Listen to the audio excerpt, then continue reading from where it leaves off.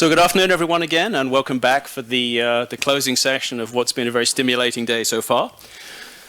A few years ago, EIASM instituted an Interdisciplinary Leader Award when we were thinking of things that seemed to be sort of appropriate and potentially not as focused on in the field as they might be, and something where EIASM might have a particular voice to push some agendas. And so I'm really delighted this afternoon to introduce to you our third interdisciplinary leader, Professor Peter Buckley. It's a bit daunting when you look at Peter's webpage, because normally at these things my job is to list the various notable achievements that led to such a thing, but there's really too many of them for me to list. So just a few of the highlights that I guess bear a certain amount of mention at this point is Peter's obviously published prolifically with over 250 refereed journal articles. At the University of Leeds, where Peter is Professor of International Business, he's also Director of the Centre for International Business. In 2012, in our National Honour System, Peter was awarded an OBE. He's a Fellow of the British Academy and a Fellow of the Academy of Social Sciences. So rather than take more of everyone's time when everyone's really here to listen to Peter's ideas, rather than me list his CV, really like to thank Peter very much indeed for his agreeing to be our third interdisciplinary leader. And just a quick comment, we are recording today, so the presentation will be going on the website. So I would ask everyone to please restrain their questions until after Peter has given his talk, so that for the purposes of the website, we have a nice clean presentation, and then we can discuss and debate what I'm sure is going to be a very stimulating presentation. Peter, thank you for being our third interdisciplinary leader. Thank you. And thank you very much for this great honour, and thank you all for being here. Interdisciplinary research, the example of international business. I've been working in international business for a long time, and right from the beginning it became apparent that the only way to approach international business is through an interdisciplinary perspective. We had a really interesting discussion this morning, and somebody pinched my first line. Somebody's already used this, which is wonderful because it shows how well integrated this presentation is with what we've talked about. There's nothing so practical as a good theory. This is my kind of philosophy. I came into international business as a theorist of the multinational firm, and Kurt Lewin came up with that, but it came to me through Edith Penrose, who spent a lot of time. I think every talk I ever heard her give was on that subject, and she certainly lived up to it, and I hope I do as well. The other thing about international business is it's very much been concerned with analytical solutions. It's been trying to look at alternatives, and therefore it gets us into decision making. A short while ago, I met one of my old MBA students, and I made the mistake of asking this student, "What did you learn from my course?" To which the answer could have been absolutely nothing.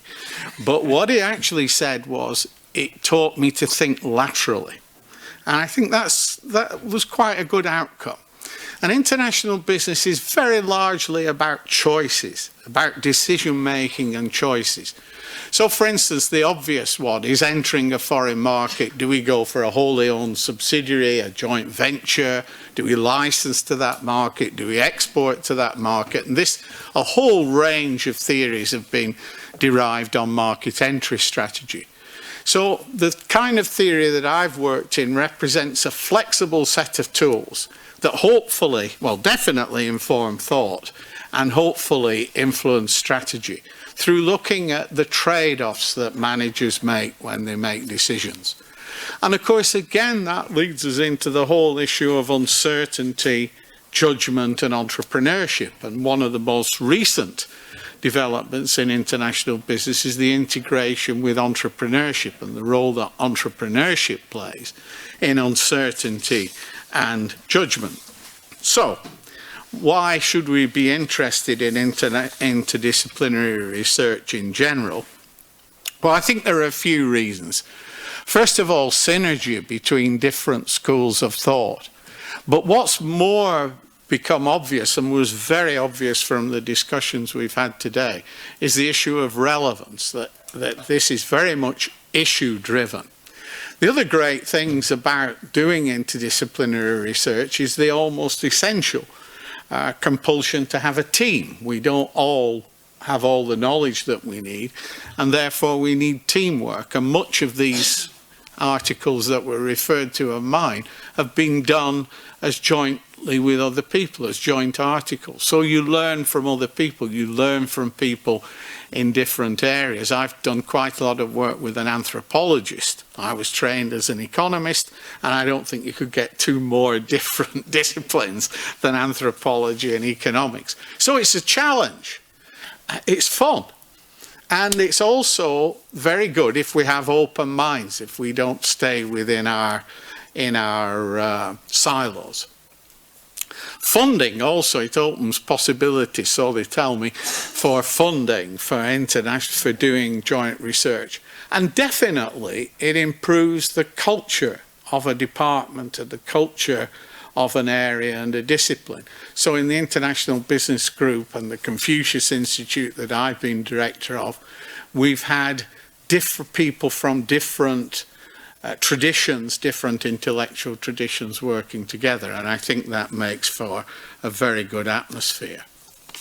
There are, of course, a few problems, which again we rehearsed, I think, today, that we're trained to think along disciplinary lines. We have our own expected practices in terms of empirical work and methods, and these can be blinkers. We can put on blinkers and ignore what other people have to offer. Journals may also be a problem in that a lot of them tend to be along disciplinary lines, and peer review can be very much driven by an individual discipline. If you don't do it my way, it's no good. So we need to have the willingness to compromise, to move out of safe areas, and even old dogs like me can learn new tricks.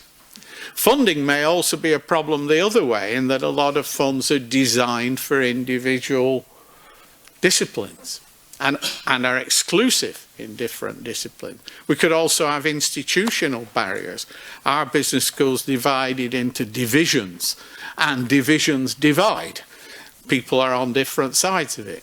Similarly with things like academic associations and so on.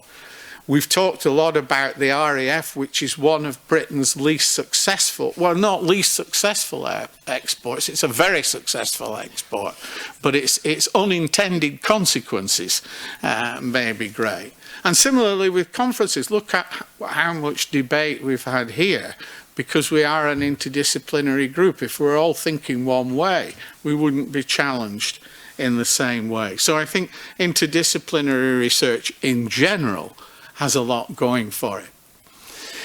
I think one of the issues that we need to look at very carefully when we look at strategies for interdisciplinary research are, what are the objectives? What is it we're trying to achieve? Let's try and work out what we're trying to achieve before we actually start on the project or the piece of research that we're looking at.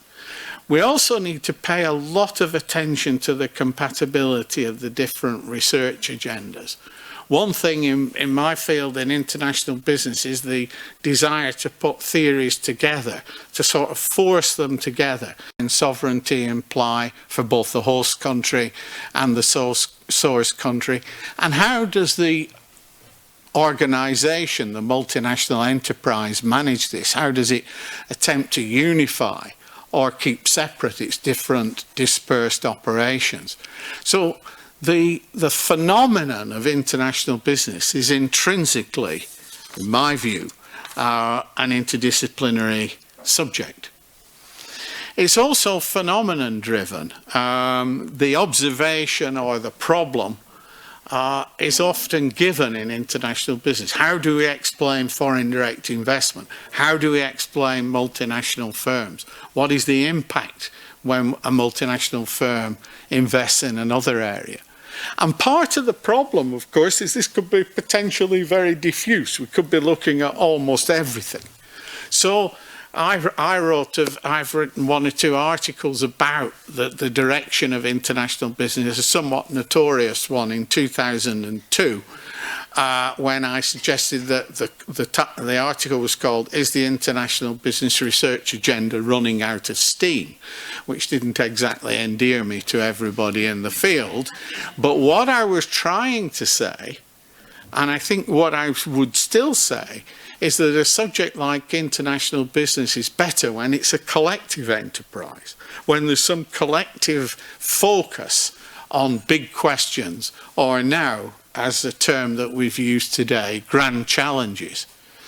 And I think that leads to success of the subject in waves. We have waves of success where we manage to focus on one thing and do well, and then it all tends to get diffuse. I used to have a saying some time ago, thank God for China, because China appeared on the international stage and then everything went into let's explain China.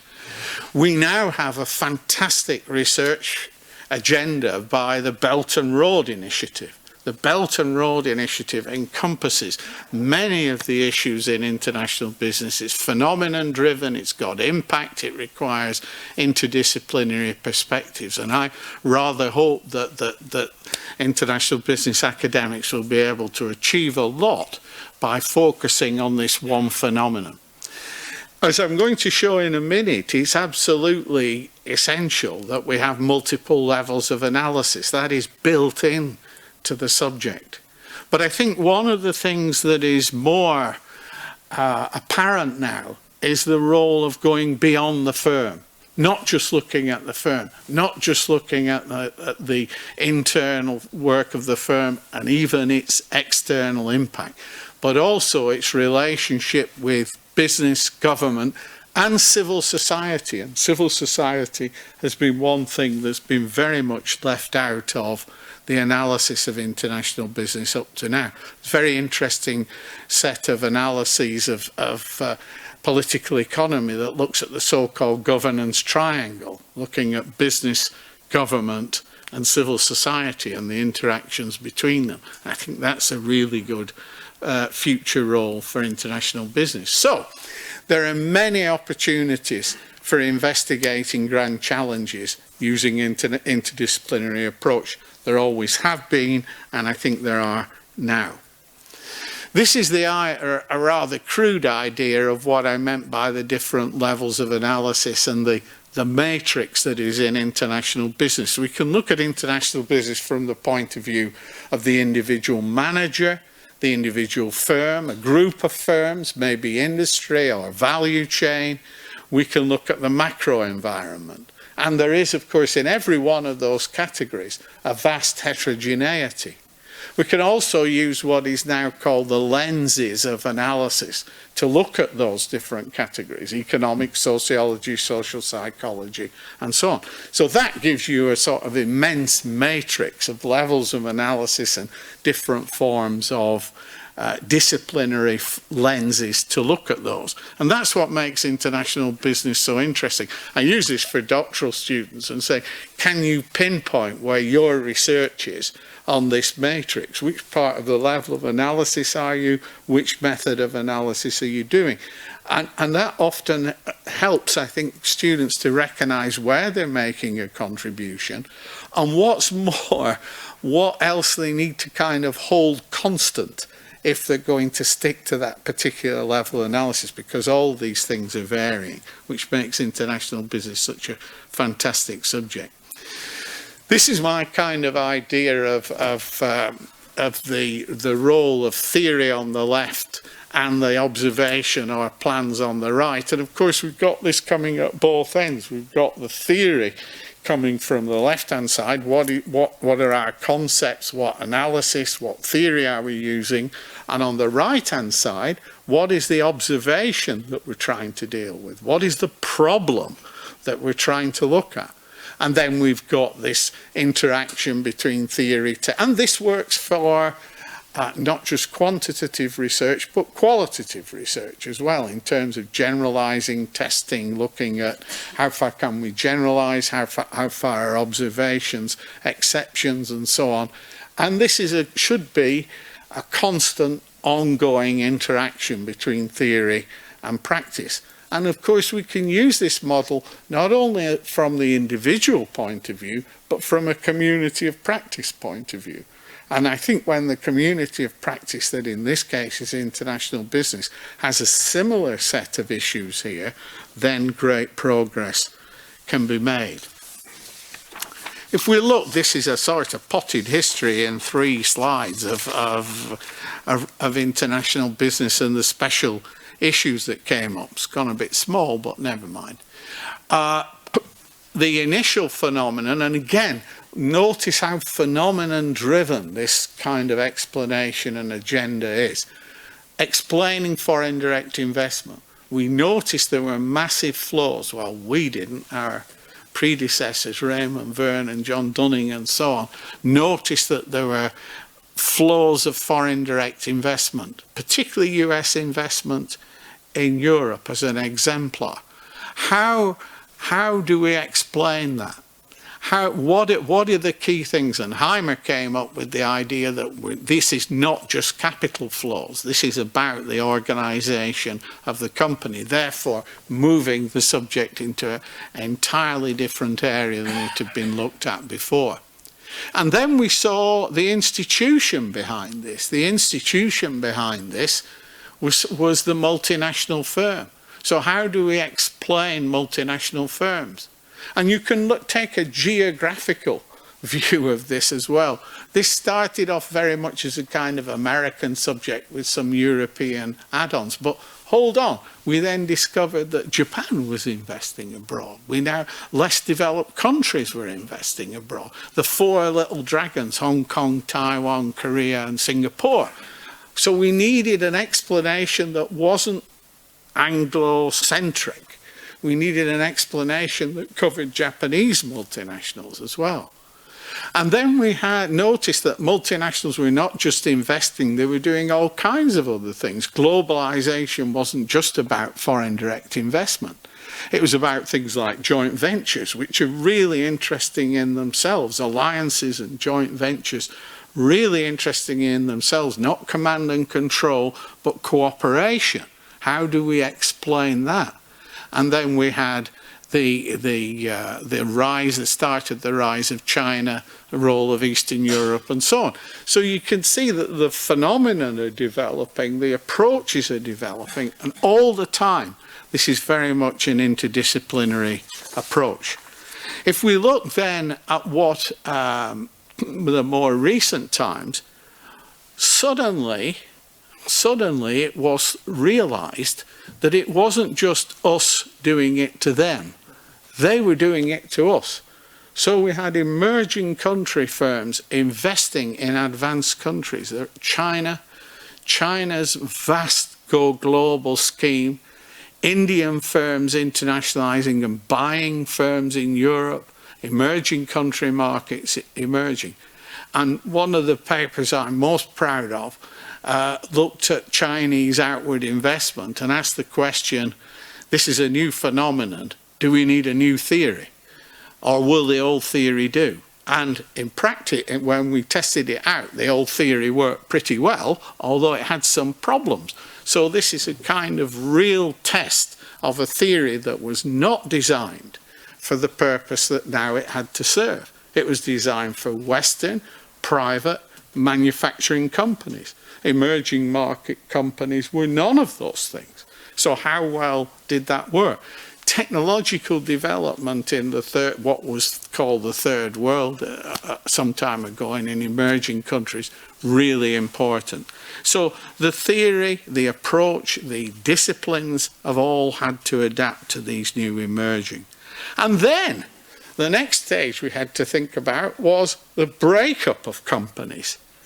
This was no longer large top-down companies deciding the fate of the world. Value chains were breaking up. The role of alliances had gone much further. We had offshoring, we had outsourcing. Again, we need lots of new people who were in the global value chain, which had previously been a separate subject, came in and coalesced.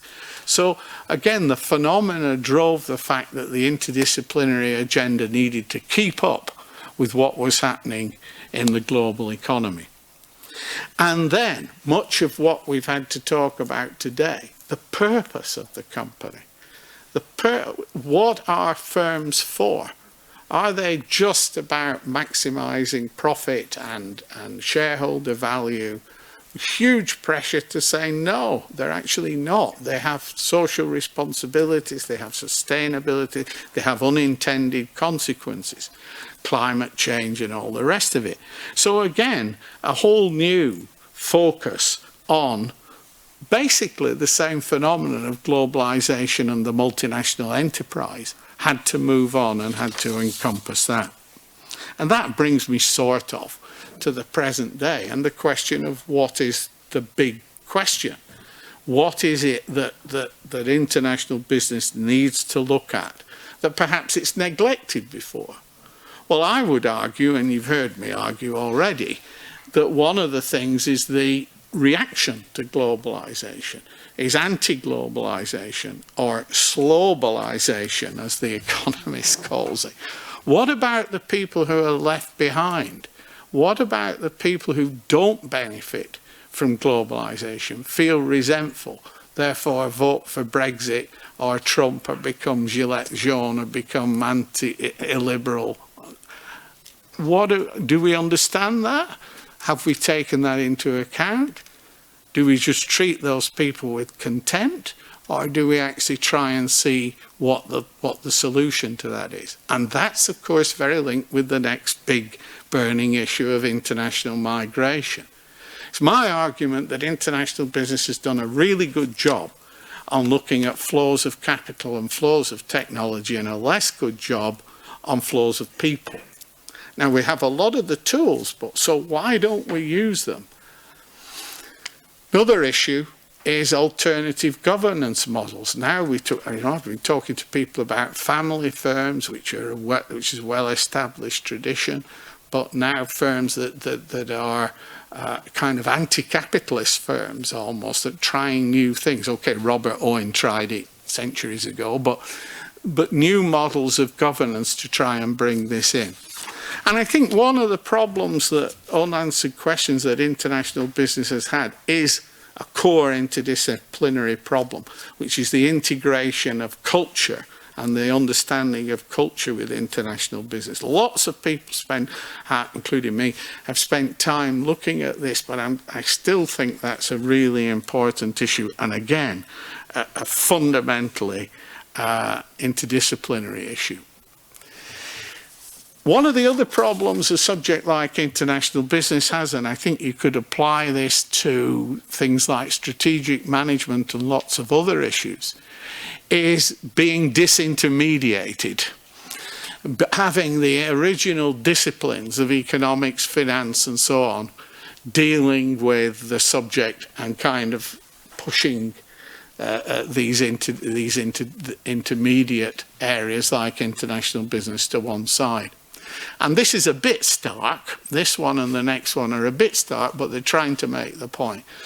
Early on, I think the international business theory played a really important role in intermediating between core theory and phenomenon. And I think that is less the case now. And I think this is where international business needs to make a comeback, needs a renaissance, as one of my recent articles calls it, to fill that gap whereby we bring together the disciplines. This is why interdisciplinary is crucial. We bring together the disciplines and meld them in a way that focus better on the issues rather than, quotes, allowing the disciplines to take slices of the thing. And I think that has been, is and will be a major issue for international business. So, one of the roles of international business is as a melting pot, bringing things together, not taking the view that they're single issues, single solutions, but that these things are integrated, they connect with one another. Connectivity, seeing the big picture, is one of the things I like to think that international business is capable of. And that means a wide methodology and a wide scope, looking beyond the firm, looking at NGOs, looking at civil society. And also the rising issue of ethical issues in international business and globalization, which should perhaps be forgotten. Is that enough? I'm not sure that is entirely enough. Some of the things I'm really pleased to say I've got on here were mentioned this morning. Demography and migration.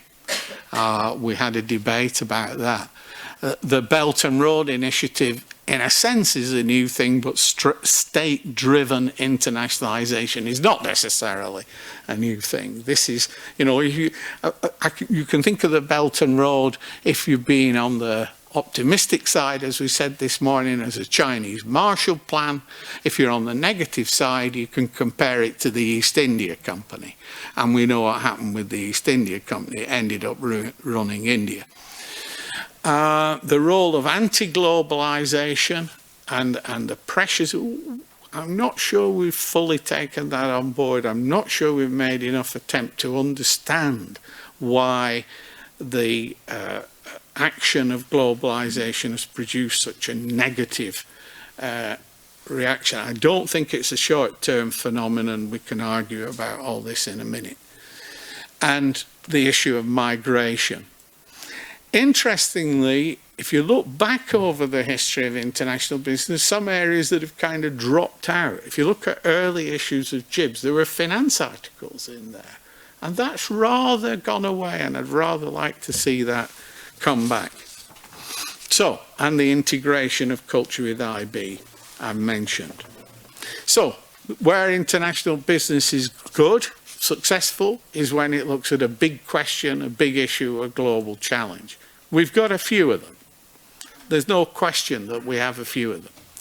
We've got the political issues around globalization and development and anti-globalization. More technically, we've got the breakup and the reassembly of globally integrated production and distribution. And related to that in a funny kind of way, the first two, the control of mass media, which again, sometimes we tend to forget. The multinationals in mass media are really important. That could be a separate point, really. Geography has become, we've rediscovered geography in international business. How we ever forgot it, I don't know, but there it is. And now with internet geography and the digital economy coming back with a vengeance. I think also new forms of governance, not only governance of the firm, but governance at national and international level. You know, do we have theories of disintegration? Because we're faced with disintegration, somebody from Britain well knows, as well as integration. International institutions, are they strong enough? Should they be more powerful? What role should they have? And then coming down a level, the disintegration of national economies into competing cities.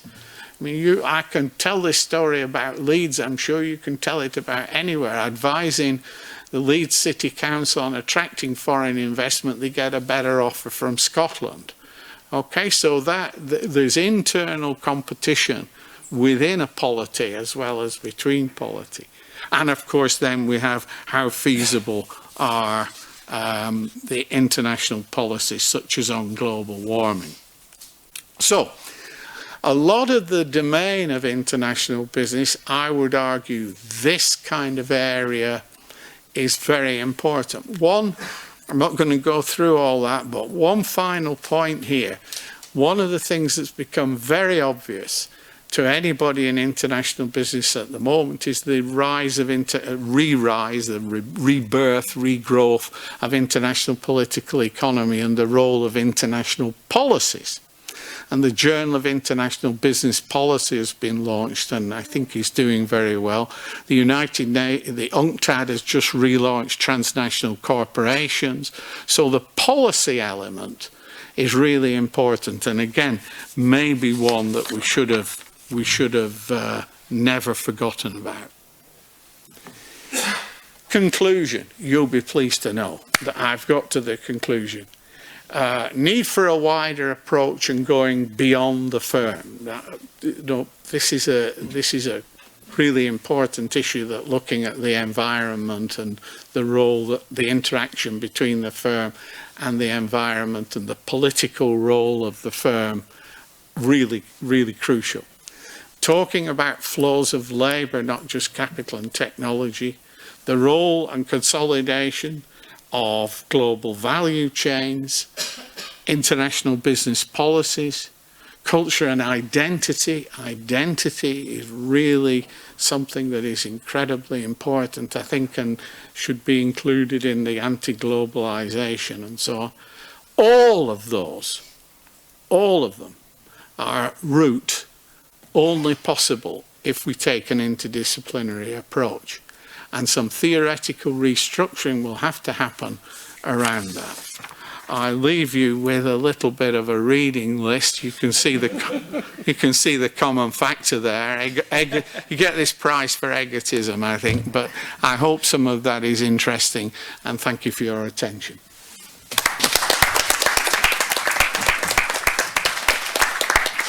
And I will take questions.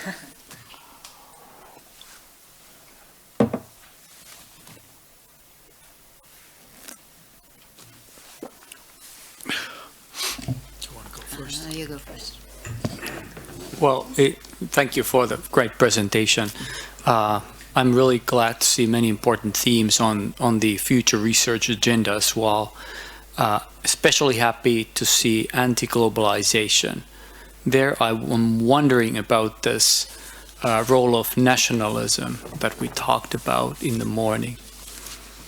So, I mean, this is a comment and a question. So I would be very happy to hear your views as to whether a focus on nationalism and national identity would precisely do the trick in terms of elucidating some key aspects that you are referring to. Yes, in a sense, I put my work where my mouth is, because there's a forthcoming issue of AMP where we were asked to say something about the future of research in international business, and my take on that, the future of research, we have to take a viewpoint. So my viewpoint is the future of research in international business is on the left behind, and basically taking the idea that all our theories have the idea that when something successful happens, the winners can compensate the losers. Well, in theory they can, but in practice they don't. So the question, I was very much brought to mind by a BBC programme that was looking at a left-behind area of Britain, which was Stoke. And Stoke is where pottery is, the pottery industry, which has disappeared. And the BBC guy with the interview came along and he interviewed the first person he saw. And he said to this guy, who was an unemployed pottery worker, do you feel left behind?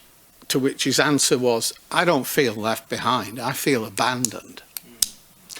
And when you've got a group of people who have that kind of attitude to an affluent society, the sixth biggest economy in the world, there's a standard of living that's unprecedented in history, you've got a massive problem. And treating people with contempt and saying they're stupid and they don't understand what's going on, in my view, is the worst thing you can do. So I think we've got to try and understand what the mechanisms are that lead to pockets of affluence and pockets of deprivation next to one another, and the role of international business in that, whether international business, well, the role of international business in provoking that situation, and whether international business in a different configuration can do anything about that. Because if we don't find the answer to that, the role of nationalism will become greater, and we will have even more severe social and political problems that we've got. And again, I don't think the answer in looking at that is simply an economics or a business. It's got to be holistic. So thank you so much, because I thought that was really great. One remark and then a question. The remark is that that's indeed the elephant in the room that I was mentioning in the morning. I mean, this is, a lot of the grand challenges that we have, including inequalities and authoritarian nationalist governments, populism, etc., are probably to a great extent the consequence of a particular economic system, and we haven't had the tool because of this separation between business school research on the one hand and other research on the other hand to really connect that. So I'm very happy to hear you say that this is coming back into international business. And my question is, why did it go away? Yes, good question. If I could give you a little bit of a biographical answer there, I was trained as an economist, and from the very early viewpoint, I had that economics had to be useful, it had to be applied economics. And when I then went on to research, the applied economics that there was development economics. No? There's the development economics. And in a sense, I don't really think I've deviated a great deal from being a development economist. I've always had that view in mind.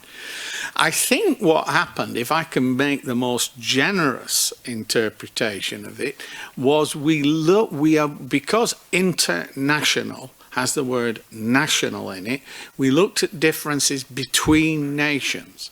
We looked at America, Britain, Germany, wherever, versus Zambia, Zimbabwe, and so on. We didn't necessarily look as much at what was happening within the countries. That might be a poor excuse, but I think some of that went on. Then with the rise of China and the phenomenal achievement of China in bringing 700 million, whatever it is, people out of poverty, a huge number of people out of poverty. That again focused attention. And only when people started going out in the streets did we see the thing, within our own eyes. So I think it's been a question of focus. I don't think that there's particularly been, we mustn't look at that. I just don't think we've noticed it, as I think was what you implied. And we haven't noticed it because we were looking at other possibly bigger divisions between, Leeds versus Harare or whatever it is. That's the best I can do. Many thanks for your presentation. My question is, what do you think about local approach as the highest level of internationalism?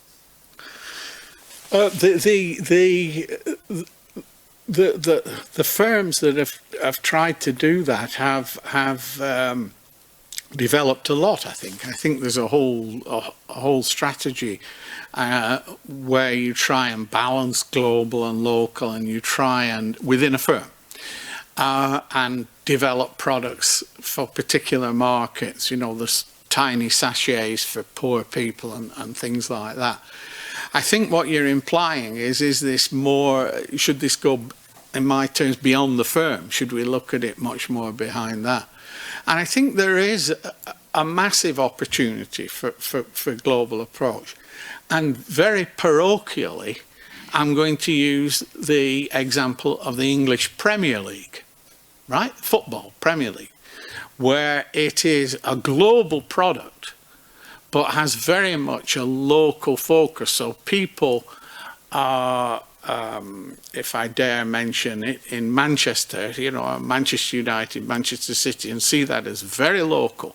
But the product is a global product. And it's not perfect, it doesn't work perfectly, but there you've got a kind of unusual example of something that can be very locally inspiring. Believe me, when they've won, they're very inspired. And not so much when they've lost. And yet be a global product. And of course, what has it done?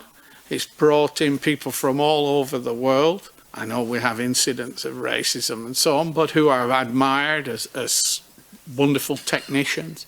So I think there are kind of strange examples where Glocal really works on a scale that is perhaps beyond the individual firm. Perhaps we should try and tease out what is special about those things. Local identification, but a global product.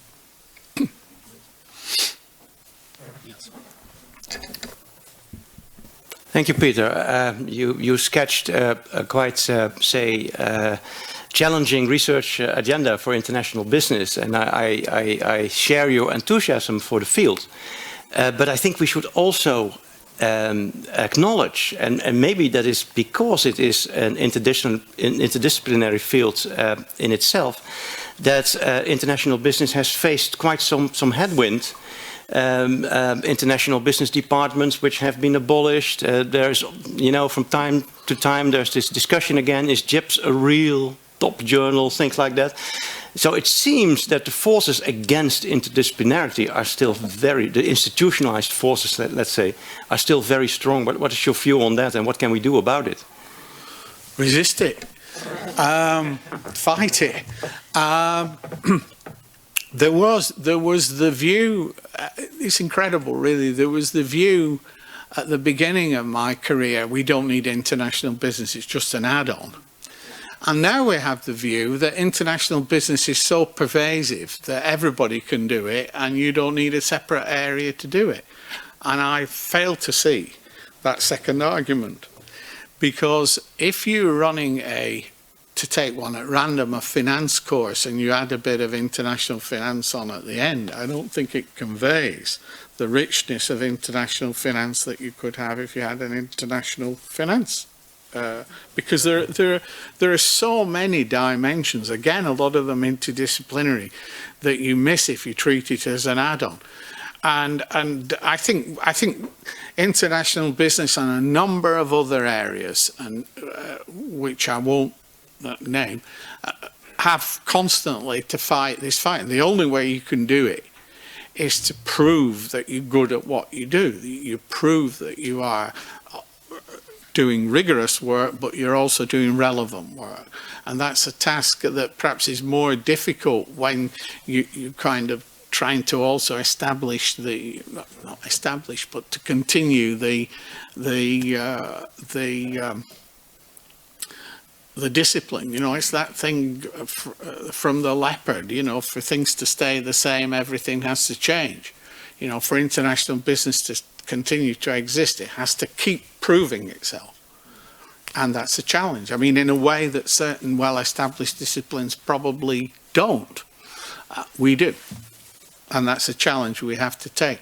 And yes, you're right, that research agenda is a very challenging one. But I think back to where China was a tiny developed country, underdeveloped country that nobody really wanted to bother about. And we all had to work really hard to try and get some understanding of what was happening in China and why it was so important and so on. And that's what you have to do. You have to reinvent yourself, and you have to reinvent your subject, and you have to reinvent what you're looking at, because the challenges change. It's tough, but we have to run faster to stay still.